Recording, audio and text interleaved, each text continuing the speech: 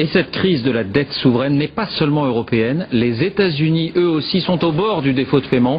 Le plafond de la dette publique a été dépassé car les déficits sont énormes.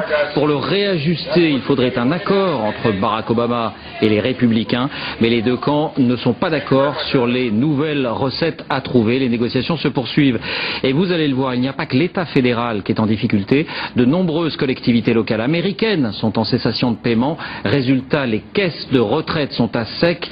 Et dans certaines villes, les personnes âgées doivent retourner au travail à 70 ou 75 ans.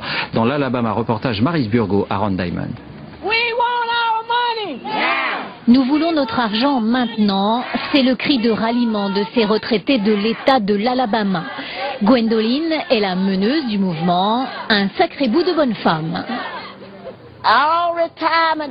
On n'a plus reçu nos chèques de retraite depuis septembre 2009. Depuis, on n'a pas touché un centime. Pour survivre, cette retraitée a donc dû retourner travailler. Elle est professeure auxiliaire dans une école publique. J'ai 77 ans et là, je vais en classe pour enseigner la géométrie. Cette femme a travaillé et cotisé toute sa vie au fonds de pension communal. Ce système de retraite complémentaire est réservé aux fonctionnaires de la ville, mais il est en faillite. Résultat, Gwendoline se retrouve à 77 ans devant ses élèves, exactement comme elle l'était il y a déjà 50 ans, bon pied bon oeil, malgré son âge. Certains des retraités ont été expulsés de leur maison parce qu'ils n'avaient plus d'argent pour rembourser leurs prêts. On en a vu des tragédies.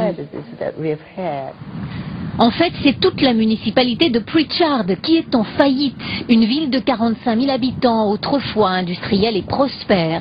Mais avec la crise, il a fallu en quelque sorte puiser dans le fonds de pension pour payer les fonctionnaires actifs.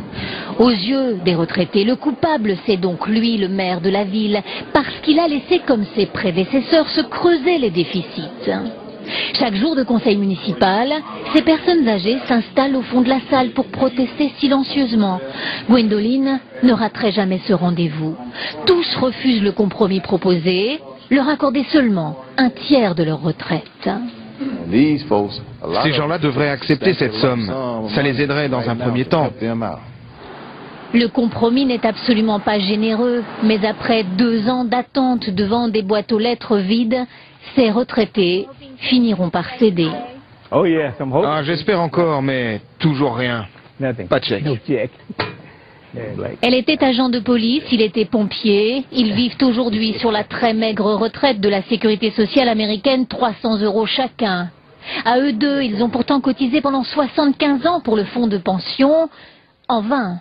Ce n'est pas un cadeau qu'on leur demande. C'est de l'argent qui a été prélevé chaque mois sur notre salaire. C'est donc notre argent, c'est pas à eux, c'est à nous. À près de 70 ans, cet Américain vient donc d'accepter un travail d'agent de sécurité dans un centre commercial. La retraite tranquille n'est plus qu'un rêve lointain.